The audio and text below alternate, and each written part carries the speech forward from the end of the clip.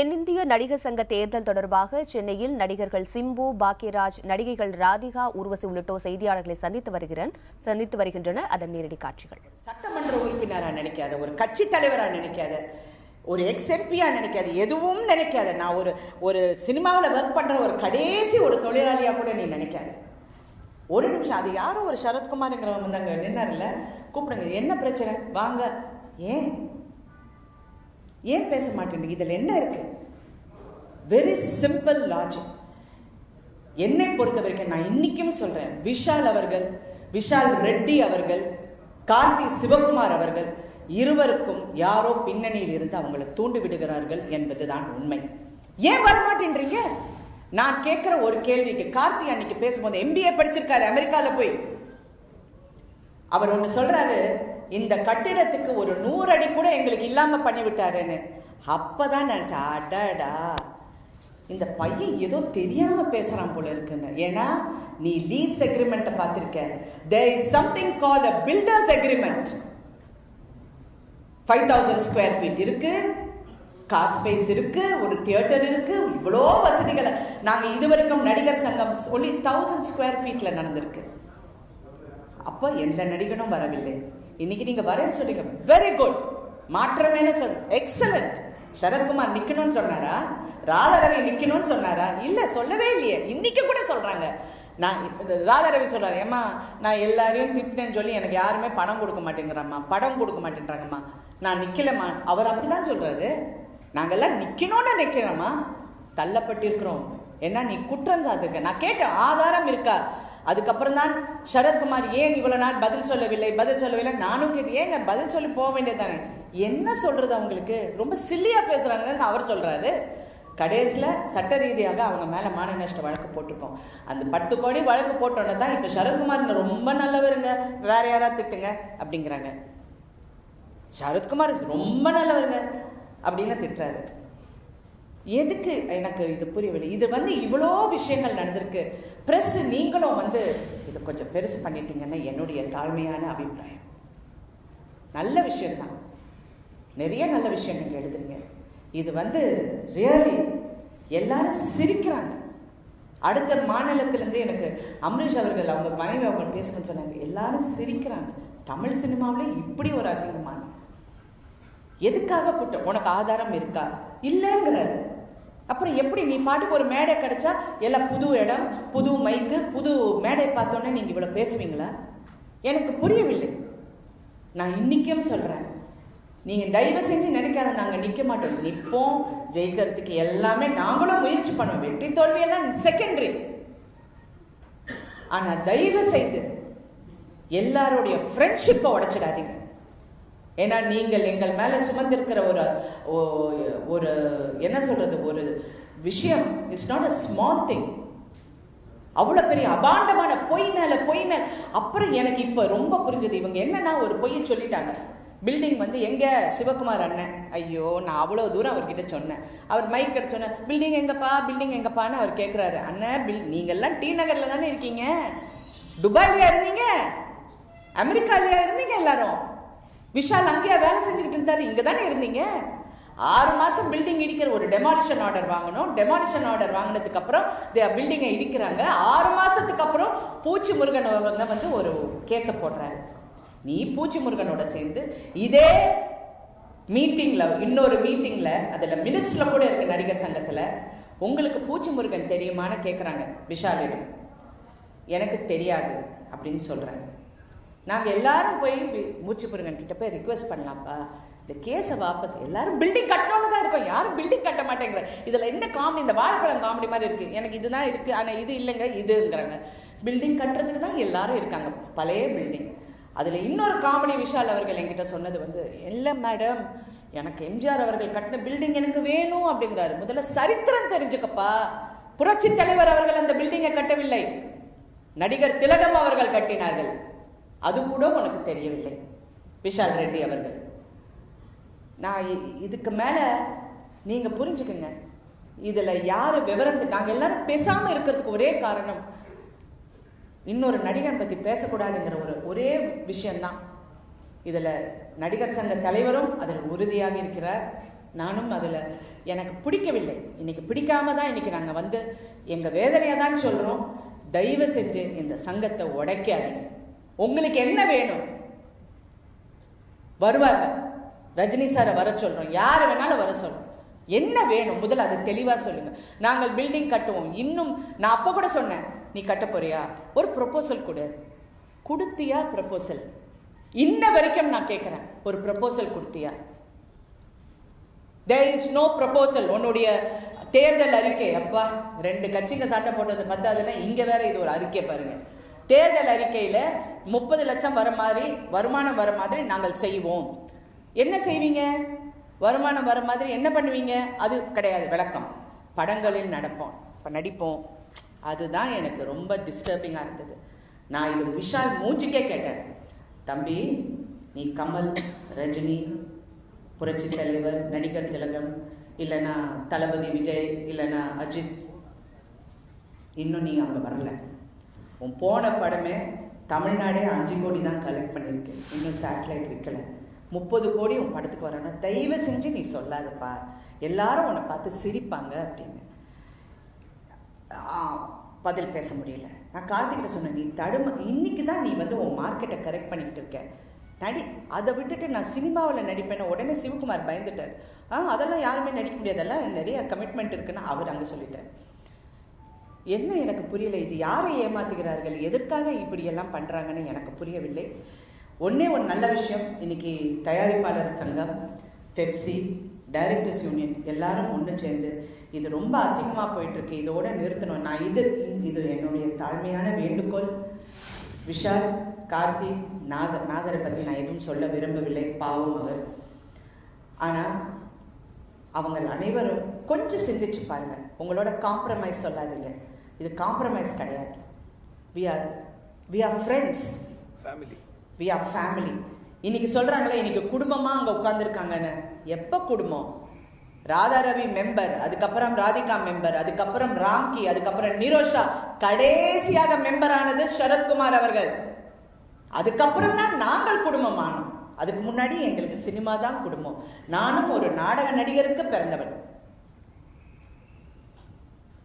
நாங்கள் எல்லாரும் ஒற்றுமையாக இருக்கணும். நாடக நடிகர்கள் நல்லா இருக்கணும். நீ சொல்ற மாதிரி நாடக நடிகர்கள் தனி வேறுபட்டு நீங்க பார்க்காதீங்க.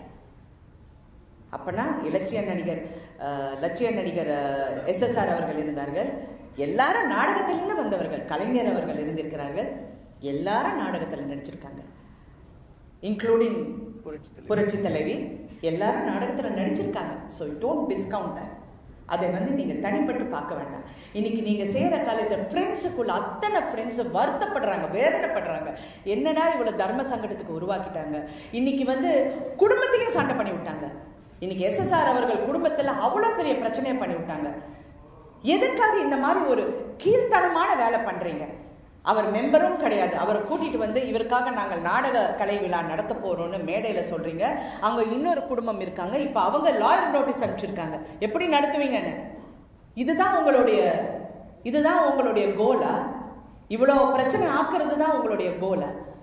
தயவு செஞ்சு சிந்திங்கள். இது வந்து அசிங்கப்படுத்தாமல், இது என்னுடைய ஒரு சீனியர் நடிகையா அப்படின்னு வச்சுக்கோங்களேன், ஒரு ஃப்ரெண்டா நாங்கள் எல்லாரும் ஒன்றா இருந்து சாப்பிட்ருக்கோம், பழகிருக்கோம். தயவு செஞ்சு எல்லாரும் ஒன்றுபட்டு, இது தேவையே இல்லை, இது ஒரு நல்ல விஷயமே இல்லை, அசிங்கமான விஷயங்கிறது முதல்ல நீ புரிந்துக்கொள். இதில் என்ன கடைசியில் அவுட்கம்ங்கிறது வேற. நீ வந்தாலும் பிரச்சனை, நாங்கள் வந்தாலும் பிரச்சனை தான். இன்னைக்கு நாங்கள் எல்லாரும் வந்திருக்கோம். இதில் இன்னைக்கு இந்த சின்ன ஒரு ஏற்பாடு வந்து ஒரு ஷார்ட் நோட்டீஸில் ஏற்பாடு பண்ணது. இன்னும் எவ்வளோ பேர் இருக்காங்க. நீங்கள் தயவு செஞ்சு please rethink and talk to us. We are your friends, we are not your enemies. Thank you. வாங்க நீங்க வாங்க. வாங்க.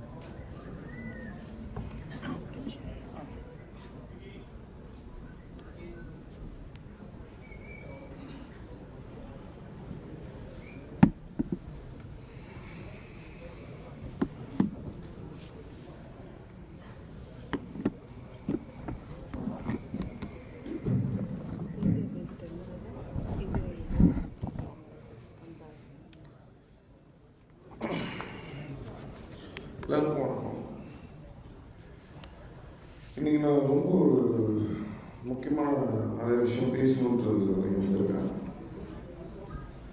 சில பாயிண்ட்ஸ்லாம் சொல்லி அவங்க நான் பொதுவாக பேசும்போதெல்லாம் யூஸ்லாம் பேச மாட்டேன். பட் நான் இன்னைக்கு பாயிண்ட்ஸ்லாம் சிலது எழுதிட்டு வந்தீங்கன்னா ஒரு அளவுக்கு மேலே தப்பாக நிறைய விஷயங்கள் நடந்துட்டுருக்கு. ஃபஸ்ட்டு எல்லாருமே இந்த ஒற்றுமைக்காக பேசலாம். இன்றைக்கி கூட ப்ரொடியூசர்ஸ் கவுன்சில் இவங்க தானே பேசியிருக்காங்க, சொல்லியிருக்காங்க. ப்ரொடியூசர்ஸ் கவுன்சில் இவங்க தானே ப்ரொடியூசர்ஸ் கவுன்சில் கூட்டமைப்பு எல்லாருமே இன்னைக்கு சொல்லியிருக்காங்க. இந்த மாதிரி இந்த இதுக்கு ஒரு அமிக்கபிளாக ஒரு சொல்யூஷன் கொண்டு வரலான்னு. ஆனால் எந்த சொல்யூஷனுமே வராது. ஃபஸ்ட்டு எல்லாரும் தயவுசெய்து அதை புரிஞ்சுக்கணும். ஏன் அப்படி ஒரு சொல்யூஷன் வராதுன்றத நீங்கள் எல்லாரும் புரிஞ்சுக்கணும். என்ன அப்படின்னு சொன்னால், ஒரு உண்மையான இன்டென்ஷன் இருந்தது அப்படின்னு சொன்னால் ஒரு பேச்சுவார்த்தையோ இல்லை யார் என்ன சொல்கிறாங்களோ அதை கேட்கறதுக்கான ஒரு நடவடிக்கை எடுக்கப்படும். ஆனால் இந்த ஹோல் இஷ்யூவே ஒரு அமிக்கபிளான சிச்சுவேஷன் வர்றதுக்காக இது எதுவுமே நடக்கல. ஃபர்ஸ்ட் தயவு செஞ்சு அதை எல்லாருமே புரிஞ்சுக்கணும். இதோட பேசிக் இன்டென்ஷன் என்ன அப்படின்னு சொன்னால், இந்த நடிகர் சங்கத்தை, இந்த நடிகர்களுடைய ஒற்றுமையை உடைக்கணுன்றது தான் ஃபர்ஸ்ட் அவங்களுடைய இன்டென்ஷன். இதுதான் எனக்கு ரொம்ப நாள் நெருடிட்டு இருக்கு. இப்போ நான் என்ன சொல்ல வரேன்னா, நான் எனக்கு சரத் சார் சைட்லேருந்து, நான் விஜயகாந்த் விஜயகாந்த் சார் இருந்த டைம்லேருந்து, சரத் சார் கூட இருந்த டைம்லேருந்து, ராதாரவினா இருந்த டைம்லேருந்து நான் கமிட்டி மெம்பராக 16 வயசுலேருந்து இந்த நடிகர் சங்கத்தில் இருந்திருக்கேன். இந்த வைஸ் பிரசிடென்ட் போஸ்ட்டுக்காக எனக்கு கூப்பிட்டு சொன்னாங்க. எனக்கு அந்த போஸ்ட் கொடுக்குறாங்கன்னு கூட எனக்கு தெரியாது. ஆனால் அன்னைக்கு நான் போனேன். எதுக்காக நான் போனேன் அப்படின்னு சொன்னால், உண்மையோட சைடில் நான் இருக்கணுன்ற ஒரே காரணத்துக்காக தான் நான் போனேன். வேற எந்த காரணமும் கிடையாது. அதுக்காக தான் நான் போனேன். எனக்கு வைஸ் பிரசிடென்ட் போஸ்ட் கொடுத்தாங்க. இப்போ நான் சொல்கிறேன், எனக்கு எந்த போஸ்ட்டும் வேணாம், எனக்கு எந்த பதவியும் வேணாம். நான் நான் இந்த எலெக்ஷனில் நிற்கிறதாவே இல்லை. எனக்கு இது தேவையும் கிடையாது. நான் நடுவில் பேசலான்னு நான் எவ்வளோ ட்ரை பண்ணுறேன். அதுக்கப்புறம் அந்த பேச்சுவார்த்தை எதுவுமே நடத்த முடியலன்ற காரணத்தினால சரி எலெக்ஷன் டிசைட் பண்ணட்டும்னு நான் இங்கே வந்துட்டேன். வந்ததுக்கப்புறம் இன்னைக்கு எலெக்ஷனில் நின்னதுக்கப்புறம் என்னுடைய சக நடிகர்கள், என்னுடைய குடும்பத்தை சேர்ந்தவங்க எல்லாருமே என்னை ஏதோ ஒரு விரோதியை பார்க்குற மாதிரி பார்க்குற அந்த ஒரு பார்வையை ஃபர்ஸ்ட் என்னால் எடுத்துக்க முடியல. அப்படி ஒரு பதவியும் அப்படி ஒரு இடமும் எனக்கு தேவையில்லை. ஆனால் ஒரு சரசார் மேலேயும் ராதாரவி அண்ணன் மேலேயும் இந்த ஒரு அணி மேலேயும் சொல்லக்கூடிய ஒரு குற்றச்சாட்டுக்கு ஃபர்ஸ்ட் நான் ஒத்துக்க மாட்டேன். First point. ரெண்டாவது, இந்த பில்டிங் பத்தி இவங்க எல்லாருமே பேசுறாங்க, கட்டடம் இடிச்சிட்டாங்க. முதல்ல ஒரு விஷயம் புரிஞ்சுக்கோங்க, இது 3500 மெம்பர் இருக்கிற ஒரு சங்கம். இதுல ஒரு டிசிஷன் எடுக்கிறாங்க அப்படின்னு சொன்னா ஒரு கமிட்டி மீட்டிங் போடுவாங்க. ஒரு ஜெனரல் பாடி மீட்டிங் ஒன்று இருக்கு. அந்த ஜெனரல் பாடி மீட்டிங்ல இந்த மாதிரி நான் ஒரு விஷயம் நடத்த போறோம் அப்படின்றத சொல்லி 3 வாட்டி சொல்லி எல்லாரும் கையெழுத்து போட்டதுக்கு அப்புறமா தான் இப்படி ஒரு விஷயத்த நான் சொல்றது. எஸ்பிஐ சினிமாஸோ யாரும் இருக்கட்டும், என்ன வேணா அவங்க கட்டட்டும், இதுக்கு எல்லாத்துக்கும் அவங்க எல்லாரும் கையெழுத்து போட்டதுக்கு அப்புறமா தான் இப்படி ஒரு டிசிஷன் எடுக்கிறாங்க. என்னோட பாயிண்ட் என்னன்னா, உனக்கு உண்மையிலே நடிகர் சங்கத்துக்கு மேல உனக்கு ஒரு உடன்பாடு இருக்கு அப்படின்னு சொன்னா நீ ஏன் அன்னைக்கு கேள்வி கேட்கல? அன்னைக்கு நீங்களாம் எங்க இருந்தீங்க? இன்னைக்கு கேள்வி கேட்கிற நீங்க எல்லாம் அன்னைக்கு எதுக்காக வரல? அப்ப ஏன் உங்களுக்கு நடிகர் சங்கத்துக்கு மேல உங்களுக்கு உடன்பாடு இல்லை? 16 வயசுல இருந்து நடிகர் சங்கத்துல நான் இருந்திருக்கேன். நான் அத்தனை மீட்டிங்க்கு போயிருக்கேன். அன்னைக்கெல்லாம் நீங்க யாராவது ஒருத்தர் வந்தீங்களா? அன்னைக்கு யாராவது ஒரு கேள்வி கேட்டீங்களா? என்னைக்காவது நடிகர் சங்கம் பக்கம் நீங்களாம் திரும்பி பார்த்திருப்பீங்களா? யாருமே அன்னைக்கு வரல. வராம அந்த பில்டிங் இது இது இடிச்சுட்டாங்க. ஓகேங்க, இடிச்சதாங்க இன்னொரு இடத்த கட்ட முடியும். Okay fine. நான் என்ன சொல்ல வரேன்னா, எஸ்பிஐ சினிமாஸ்க்கு போட்ட விஷயம் அங்க தியேட்டர் வரணும்ன்றது தான் கரெக்டான விஷயம்னு சிலம்பரசன் சொல்லல. இப்பவும் சொல்றேன், நல்லா புரிஞ்சுக்கோங்க. அங்க என்ன வேணா வரட்டும். ஆனா என்னோட பாயிண்ட் என்னன்னா, எஸ்பிஐ சினிமாஸ்க்கு போட்ட அந்த ஒப்பந்தத்துல என்ன தவறு இருக்குன்னு கேட்கிறேன். நான் என்ன சொல்றேன்னா, அங்க வேற என்ன வேலை வரட்டும், அந்த இடத்துல திரையரங்கம் வரக்கூடாதுன்னு நீ சொல்ற. அவங்க நம்ம நடிகர் சங்கத்துக்கு இத்தனை 1000 ஸ்கொயர் ஃபீட் தரோம், அந்த இடத்துக்கு உண்டான காசையும் நாங்கள் கொடுத்துடுறோம். 30 வருஷத்துக்கு நாங்க அதுக்கு உண்டான எல்லாத்தையும் உங்களுக்கு நாங்க கொடுக்குறோம். அதனால அத்தனை நெளிந்த நடிகர்களுக்கு, நாடக நடிகர்களுக்கு எல்லாருக்குமே காசு வரும். அதுக்கப்புறம் 30 வருஷத்துக்கு அப்புறம் அந்த இடத்த திருப்பி நீங்களே எடுத்துக்கோங்க அப்படின்றதுதான் ஒப்பந்தம். நான் என்ன சொல்ல வரேன்னா, இந்த ஒப்பந்தம் சரியில்லைன்ற, அங்க தியேட்டர் வரக்கூடாதுன்ற. தியேட்டர் வரக்கூடாதுன்னா அப்ப என்ன வரணும்னு எதிர்பார்க்கிற? கிளப் வரணுமா? ஒரு பார் வரணுமா? உன்னோட இன்டென்ஷன் என்ன? அங்க என்ன வேணா வரட்டும். நான் சொல்றது சினிமா திரையரங்கம் தான் வரணும்ன்றது என்னுடைய பாயிண்ட் கிடையாது. எஸ்பிஎஸ் சினிமாஸ் என் சொந்தக்காரங்க கிடையாது. ஆனா அந்த திரையரங்கத்துல உன் படத்தை இத்தனை நாள் வெளியிட்டதுனால, உன் முகம் அந்த திரையரங்கத்துல அந்த திரையில தெரிஞ்சதுனால தானே இன்னைக்கு நீ பேசுற. அந்த திரையரங்கம் இல்லாம நீ பேசுவியா? எப்படி நீ ஒரு திரையரங்கத்தை வந்து அங்க கட்ட வேணாம்னு சொல்லுவ? சுத்தி ஸ்கூல் இருக்குன்னு சொல்ற, ஓகேப்பா, சுத்தி ஸ்கூல் இருக்கு. அப்ப திரையரங்கம் என்ன டாஸ்மார்க்காப்பா? என்னப்பா கேக்குற நீ? எத்தனை நாள் தான் சைலண்டா இருக்கும்? நான் இன்னைக்கு வரைக்கும் என் சக நடிகர்களை பத்தி தப்பா பேசக்கூடாதுன்னு இந்த எலெக்ஷன் ஆரம்பிச்ச டைம்ல இருந்து நான் இன்னைக்கு வரைக்கும் விஷால பத்தியோ யார பத்தியுமே, நீங்க நல்லா இதே மீடியா உங்க எல்லாருக்கும் தெரியும், நான் வந்து நாமினேஷன் பண்ணியிருக்கேன். அதுக்கு முன்னாடி இந்த நடிகர் சங்கத்தோட இதுக்கு வந்திருக்கேன். ஒரு நாள் என்னுடைய சக நடிகர்களையோ என் குடும்பத்தையோ யார பத்தி அந்த ஒரு வார்த்தை தப்பா பேசியிருப்பேனா? யோசிச்சு பாருங்க, சிந்திச்சு பாருங்க. எதுக்காக செய்யறாங்க, மோட்டிவ் என்ன, இன்டென்ஷன் என்ன அப்படின்றத தயவு செஞ்சு புரிஞ்சுக்கோங்க. நீ ஒரு திரையரங்கம் அங்க வர வேணாம்னு சொல்ற, அங்க என்ன வேணா வரட்டும். நாளைக்கு தமிழ்நாட்டுல உண்மையா சினிமாவை நேசிக்கக்கூடிய ஒரு திரையரங்க உரிமையாளர் உன் படத்தை நாளைக்கு வெளியிடுவாங்க நீ நினைக்கிறியா? வெளியிட்டுருவாங்களா? என்ன நினைச்சுட்டு நீங்க பேசுறீங்க? அங்க என்ன வேணா நாளைக்கு வரட்டும், ஓகேங்க, எல்லாரும் உட்கார்ந்து அந்த ஒப்பந்தத்தை கேன்சல் பண்ணுவாங்க, அதை பத்தி கவலை இல்லை. ஓகே, இடிச்சுட்டாங்க, இடிச்சு இந்த இடத்துல இப்படி ஒரு கட்டடத்தை கட்டலாம்ன்றதுக்காக எல்லாமே பேசிட்டாங்க. அன்னைக்கு யாருமே வரல, கேட்கல, முடிஞ்சிச்சு மாட்டேன். என்ன சொல்ல வரேன்னா, ஒரு பூச்சி முருகன்றவரு நல்லதுக்கோ கெட்டதுக்கோ அவருக்கு அது வந்து சரிப்பட்டு அவருடைய எண்ணத்துக்கு அது தவற அவருக்கு படுது. அவர் என்ன சொல்றாரு, வேற ஒரு விஷயம் பண்ணலாம் அப்படின்னு சொல்றாரு. ஒரு ஸ்டே பண்ணியிருக்காரு. Okay fine.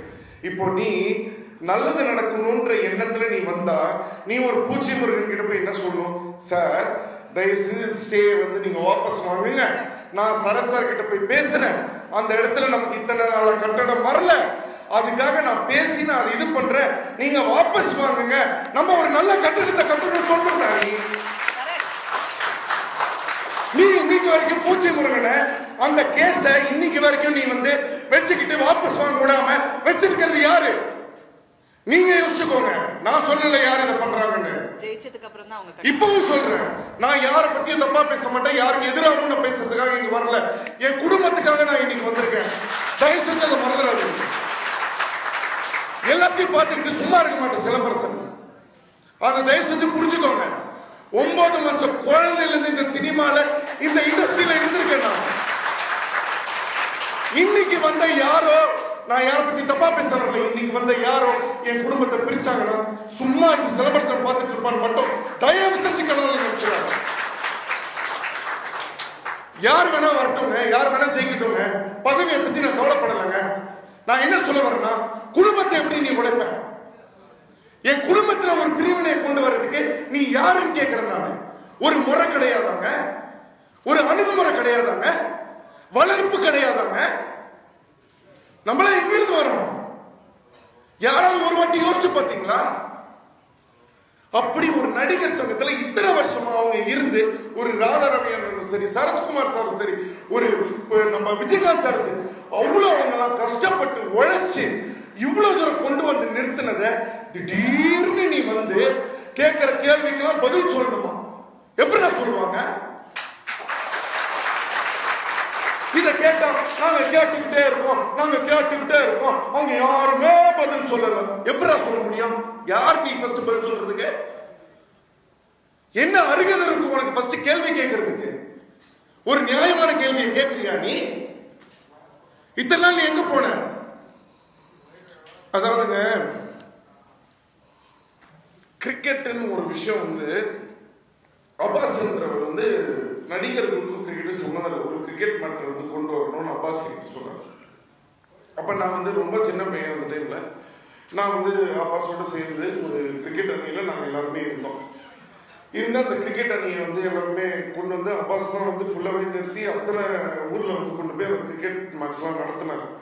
அதுக்கப்புறமா சிசிஎல்னு வரும்போது காசு வந்து எல்லாரும் முன்னாடி கொண்டு வர நேரத்தில் இப்போ எப்படி சரசர மேலே ஒரு அபாண்டமான தேவையில்லாத ஒரு குற்றச்சாட்டெல்லாம் சொன்னாங்களோ அதே மாதிரி ஒரு அப்பாஸை பற்றி சொல்லி அப்பாஸை வெளியில் அனுப்பிச்சிட்டு இவர் கேப்டன் ஆனார். அன்னைக்கு சிலம்பரசன் அந்த டீம்ல இல்லைங்க. அன்னைக்கு நான் வெளில வந்துட்டேன். ஏன்னா அது ஒரு விளையாட்டு, அது ஒரு கிரிக்கெட். சரி ஓகே, ஒரு விளையாட்டுல ஒருத்தன் இப்படி பண்றான், ஒரு சக நடிகனை பத்தி நம்ம தப்பா பேசக்கூடாது, தேவையில்லைன்னு சொல்லி நான் வெளியில வந்துட்டேன். நான் அந்த கிரிக்கெட் டீம்ல அதுக்கப்புறம் விளையாடல. எல்லாரும் என் ஃப்ரெண்ட்ஸ் எல்லாம் சேர்ந்து கேப்டன் கேப்டன் அவனை ஏதோ தெரியாம கூப்பிட்டுட்டாங்க. அதனால விஜயகாந்தையும் கேப்டன் சொன்னாங்க. அப்புறம் அவர் வந்து நடிகர்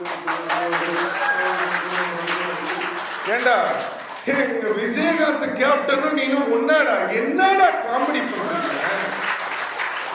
கொஞ்சமாவது ஒரு இது வேணாமாடா? அந்த மனுஷன் எவ்வளவு கஷ்டப்பட்டு உழைச்சி எத்தனை படம் பண்ணி எவ்வளவு வந்து அவர் வேலை செஞ்சு உழைச்சு ஒரு மலேசியா சிங்கப்பூர் ஷோக்குங்க. இவங்க சொல்றாங்க இன்னைக்கு யங்ஸ்டர்ஸ்க்கு வந்து இது கொடுக்கலன்னு.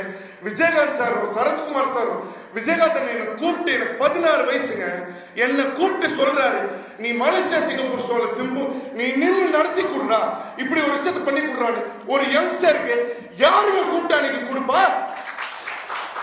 அப்படி ஒரு விஜயகாந்த் வந்து அன்னைக்கு அவர் அவ்வளவு கஷ்டப்பட்டு பண்ணதை இன்னைக்கு நீ கேப்டன்ற ஒரு பேரை வச்சுக்கிட்டு நீ இது பண்ணணுமா?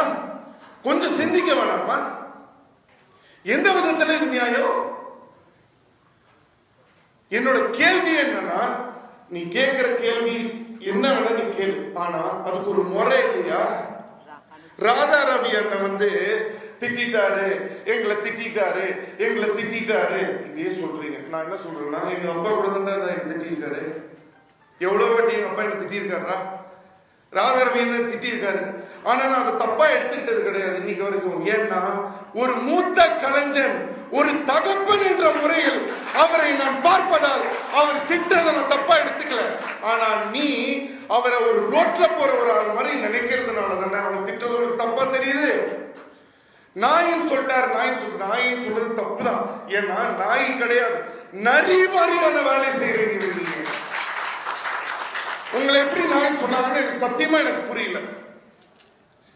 எதுக்காக இப்படி ஒரு விஷயத்த பண்றீங்க? ஒரு பர்சனல், உனக்கு வந்து ஒரு பர்சனல் அஜெண்டா உங்க எல்லாருக்குமே தெரியும். நான் அதை பத்தி பேச விரும்பல.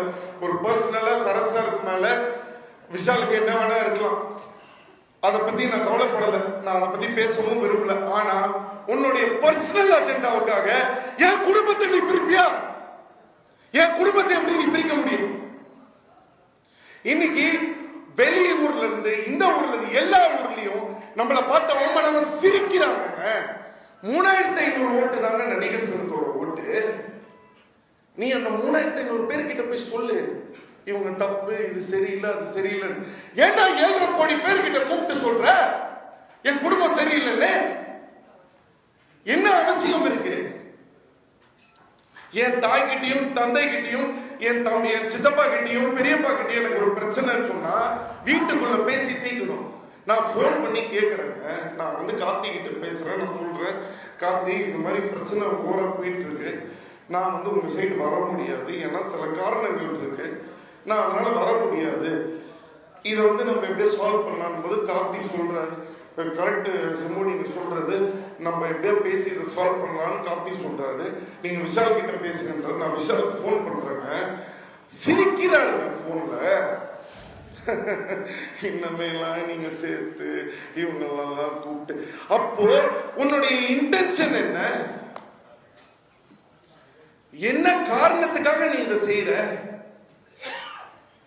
இன்னைக்கு வரைக்கும் நான் இதை பேசவே இல்லை. தயவு செஞ்சு நல்லா புரிஞ்சுக்கோங்க. எல்லாருமே என்ன கேட்டாங்க, ஏங்க இந்த அணியில, எனக்கு அணியெல்லாம் முக்கியம் கிடையாதுங்க. ரெண்டாவது தயவு செஞ்சு ஒரு விஷயம் புரிஞ்சுக்கோங்க. எனக்கு இன்னைக்கு இப்படி அவங்களுக்கு அகைன்ஸ்டா பேசுறதே ஃபர்ஸ்ட் எனக்கு கேவலமா இருக்கு.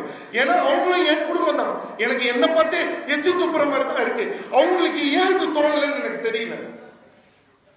இந்த அளவுக்கு கொண்டு போய் எல்லாரும் முன்னாடியிலையும் முன்னிலை நிறுத்தி அவமானப்படுத்தி அசிங்கப்படுத்தி எதுக்கு?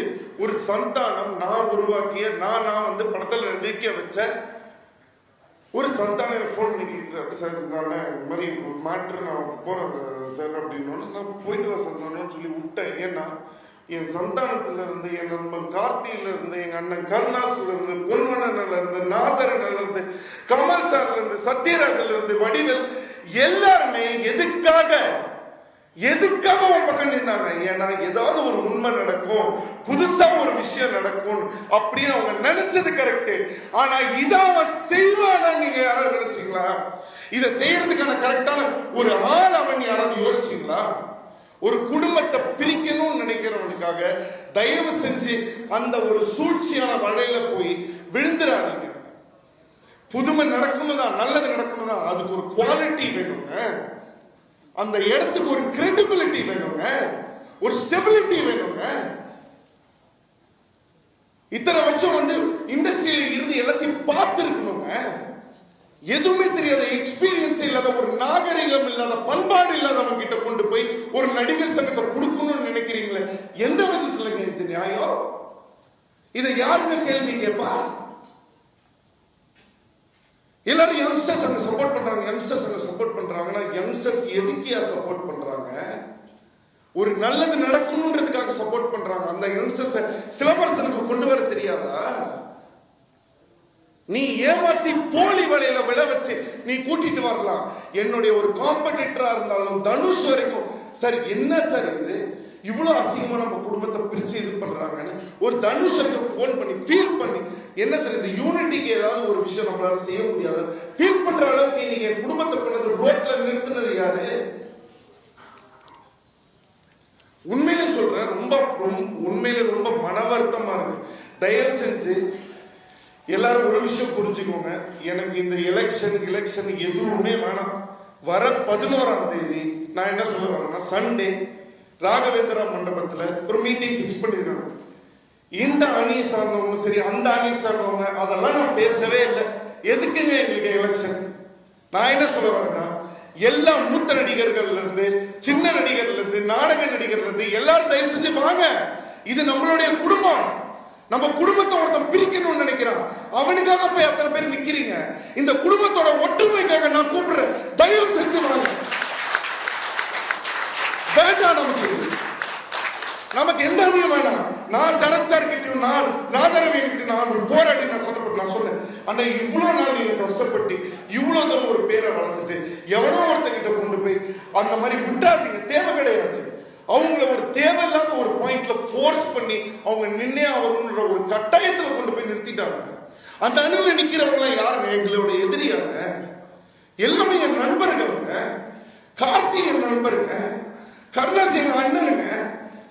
என் குடும்பத்துக்கிட்ட இருந்து என்ன ஒருத்தன் பிரிச்சுட்டாங்க. இன்னைக்கு எல்லாரும் என்ன பார்த்து அவமானமா சிரிக்கிறாங்க. என்னால தாங்கிக்க முடியல இந்த விஷயத்த. இது எங்கேயுமே நடக்காத ஒரு விஷயம். இத்தனை வருஷம் நடிகர் சங்கம் எலெக்ஷன் நடந்து நீங்க யாருமே பார்த்தது கிடையாதா? இப்படி நீங்க ஒரு எலெக்ஷன் இது வரைக்கும் பார்த்திருக்கீங்களா? மீடியா பத்தி எப்பவுமே அவங்க சொல்லுவாங்க, ஒரு பேனான்றது வந்து கத்தியை விட ஒரு கூர்மையானதுன்னு. உங்க எல்லாருக்கும் தெரியும், நான் சொல்லி அவசியம் கிடையாது. என்ன சொல்ல வரேன்னா, நல்ல விஷயத்துக்கு தயவு செஞ்சு யூஸ் பண்ணுங்க.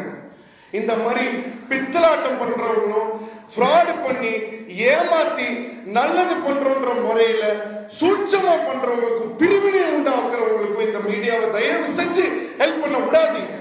உங்க கையில தான் அது இருக்கு. எனக்கு உங்க மேல கோபம் கிடையாது. ஆனா இத வச்சுக்கிட்டு அவங்க என்ன நினைக்கிறாங்கன்னா, நம்ம என்ன வேணா பண்ணிடலாம். ஏங்க அரசியல் வரக்கூடாது சினிமால அரசியல்வாதிகள் வரக்கூடாதுன்னு சொல்றாங்க. ஓகேடா, இன்னைக்கு இந்த நடிகர் சங்கத்தை அரசியல் ஆக்கியது யாரு? எல்லாரும் யோசிச்சு பாருங்க. உங்க எல்லாருக்குமே தெரியும், இந்த நடிகர் சங்கத்தை இன்னைக்கு ஒரு அரசியல் ஆக்கியது யாரு? இதுக்கான அவசியம் என்ன? நீ ஒற்றுமைன்ற பேர்ல, நல்லது செய்யறோன்ற பேர்ல, புதுமை செய்யறோன்ற பேர்ல நீ பண்ணதெல்லாம் போதும்பா எங்களுக்கு. நான் என்ன சொல்றேன்னா, எங்களுக்கு இந்த அணியும் வேணாம் அந்த அணியும் வேணாம், நாங்க எல்லாம் வாபஸ் பண்ணிக்கிறோம். நாங்க நிக்கவே இல்லை, பயத்துக்காக நிக்கலன்னு சொல்லல, என் குடும்பத்தோட ஒற்றுமைக்காக நாங்க நிக்கலன்னு சொல்றோம். அதை தயவு செஞ்சு புரிஞ்சுக்கோங்க. இந்த குடும்பம் ஒன்றாக இருக்க வேண்டும். நடிகர் சங்கம்ன்றது ஒரு குடும்பம். இதை தயவு செஞ்சு பாலிடிக்ஸ் ஆக்கி இதை ஒரு கேமா விளையாடி பிளே பண்ணி அசிங்கப்படுத்தி அவமானப்படுத்தி தயவு செஞ்சு செய்யாதீங்க. உன் சொத்துன்னு சொல்லி நீ காட்டுற அசிங்கமா இல்ல? எங்களோட சொத்தை நான் காட்டுறேன்டா 11ஆம் தேதி. இப்ப நான் சொல்றேன் 11ஆம் தேதி உண்மையான நேர்மையான இந்த நடிகர் சங்கம் பிரியக்கூடாதுன்னு நினைக்கக்கூடிய அத்தனை உண்மையான நடிகர்களும் கலைஞர்களும் நம்ம எல்லாரும் ஒன்று சேர்ந்து இந்த அணியம் வேணாம் அந்த அணியம் வேணாம் யாருமே வேணாம் எவன் வேணா வரட்டும், ஆனா நம்ம ஒற்றுமை தான் முக்கியம்னு எல்லாரும் தயவு செஞ்சு கிளம்பி வாங்க. இந்த மாதிரி ஆட்கள் கிட்ட கொண்டு போய் நடிகர் சங்கத்தை கொடுத்துறாதீங்க என்று தயவோட கேட்டுக்கொள்கிறேன். பிளீஸ் இதை தயவு செஞ்சு செய்யுங்க. 11ஆம் தேதி எல்லாரும் வாங்க. இப்பவும் சொல்றேன், நான் ஏதாவது தப்பா பேசியிருந்தேன்னா என்னை மன்னிச்சுக்கோங்க. யாரையும் ஹர்ட் பண்ணணும், யாரை பத்தி தப்பா பேசணும்ன்றது என்னோட இன்டென்ஷன் கிடையாது. இன்னைக்கு வரைக்கும் நான் ஒரு வார்த்தை பேசல. ஆனா ஒரு லெவலை மீறி இது தேவையில்லாம போய்கிட்டே இருக்கு. இது போயிட்டே இருந்தா யார் தான் இதுக்கு ஒரு ஸ்டாப் வைப்பாங்க? எல்லாரும் பேசுறாங்க நாங்க சால்வேஷன் கொண்டு வரோம். நீங்க என்ன பேசுறாங்க? வரமாட்டான், அவன் வர முடியாது, அவன் வரமாட்டான். ஏன்னா அவனோட இன்டென்ஷன் அது கிடையாது. இன்டென்ஷன் என்ன அப்படின்னு சொன்னா பதவி ஆசை. அது உங்க யாருக்கும் புரியல. சோ நல்லவர்கள் கையில அந்த புதுமையும் அந்த சேஞ்சும் போறதுக்கு நானே பக்கத்துல நிக்கிறேன். ஆனா தப்பான ஆட்கள் கிட்ட அந்த இடத்தை கொடுத்துறாதீங்க. தயவு செஞ்சு நம்மளுடைய ஒற்றுமைக்காக எல்லாரும் வாங்க. யார் மனதையாவது நான் புண்படுத்தி இருந்தேன்னா, தப்பா பேசியிருந்தேன்னா என்ன மன்னிச்சுக்கோங்க. ஏன்னா நான் பேசல, அந்த இறைவன் சொன்னதை நான் பேசுறேன். எல்லாம் நல்லபடியா நடக்கும். 11ஆம் தேதி என் குடும்பம் ஒன்று கூடும். இந்த குடும்பத்தை யாராலையும் பிரிக்க முடியாது என்று சொல்லி விடைபெறுகிறேன். நன்றி, வணக்கம்.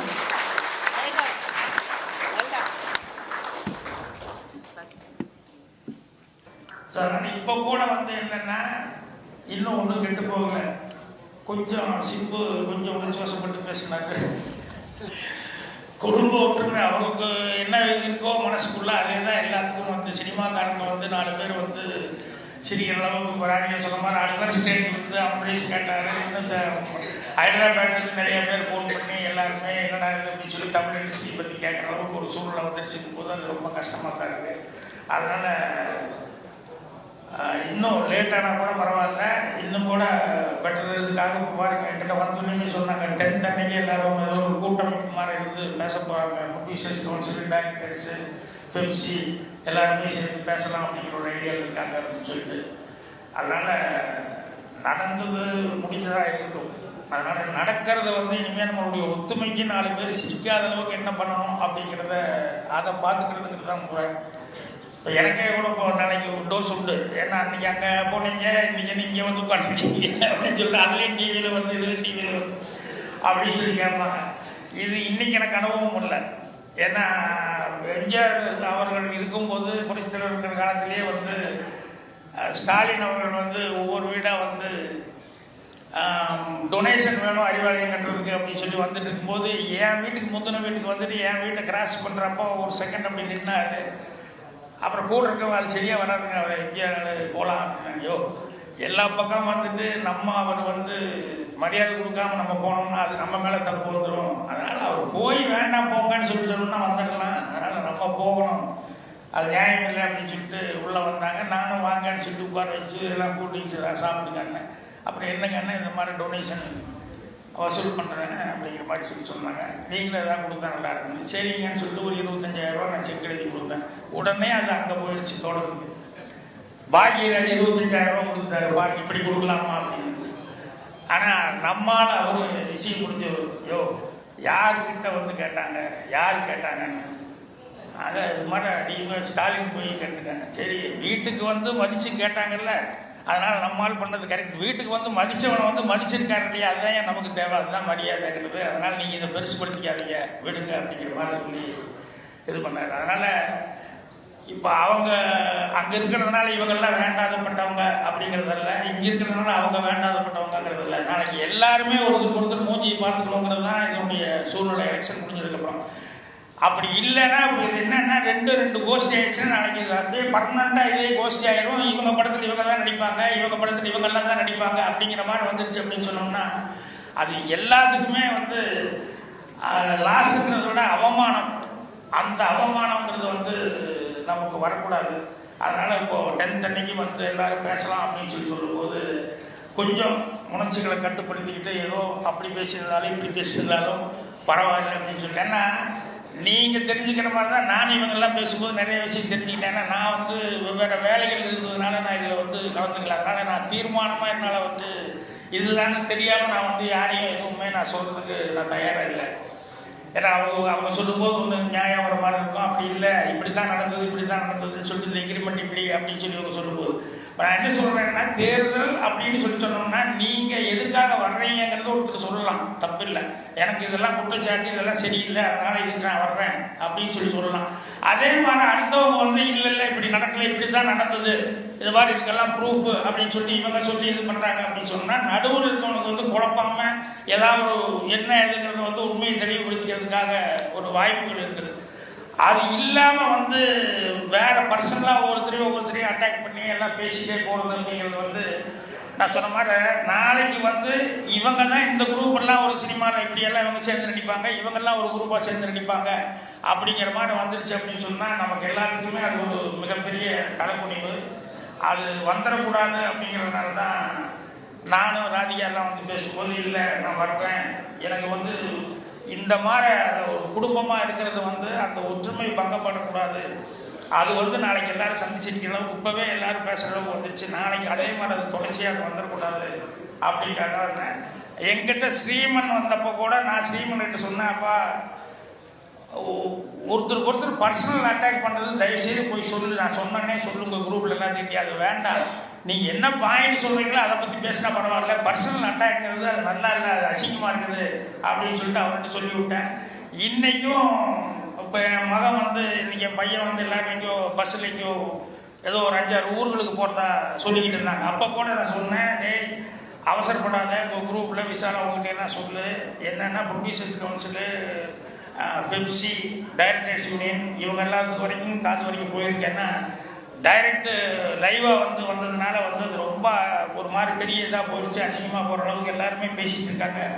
அதனால் நீங்கள் இதில் வேற மறுபடியும் இப்போ அவசரப்பட்டு போக வேண்டாம், அவங்க எல்லாத்துக்கிட்டையும் கலந்து ஆலோசிச்சுட்டு அதுக்கப்புறமா முடிவு பண்ண சொல்லுங்கள், சாயங்காலம் தான் போக போகிறீங்க, அதனால் இன்னும் உங்களுக்கு டைம் இருக்குது, அதனால் வந்து இது பண்ணுன்னா இல்லை நான் ஒருத்தன் அப்படின்னு அவன் முடித்தான், நீ ஒருத்தன் இல்லை, நீ அவங்ககிட்ட போய் சொல்லி இதுதான் மேட்ரு, நான் சொன்னேங்கிறத சொல்லு அப்படின்னு சொல்லிட்டு காலையில் கூட நான் வந்து இது மேலும் மேலும் வளரக்கூடாது அப்படிங்கிறதுக்காக தான் நான் வந்து மேக்ஸிமம் நினச்சிக்கிட்டு இருந்தேன்.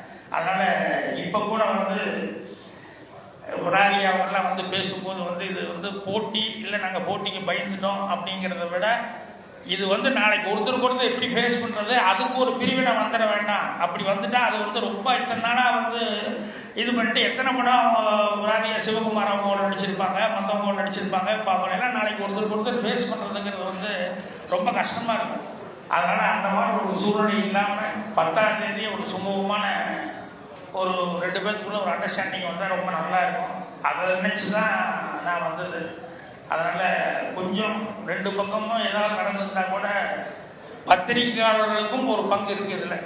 என்னென்னா நீங்களும் இந்த குடும்பத்தில் ஒரு தமிழ் குடும்பம் அப்படிங்கிறதுல நீங்களும் தமிழ் சினிமா குடும்பத்தில் இருக்கிறீங்க அப்படிங்கிறதுனால நீங்களும் கூட வந்து இது தயவுசெய்து இது 2மே ஒன்றா சேர்றதுக்கான வாய்ப்புகள் என்ன, இல்லை சுமூகமாக எப்படி இது நடக்கும் அப்படிங்கிறதுக்கான முறையில் நீங்களும் கூட உங்களால் முடிஞ்சது செய்யணும் அப்படின்னு சொல்லி கேட்டுக்கிறேன்.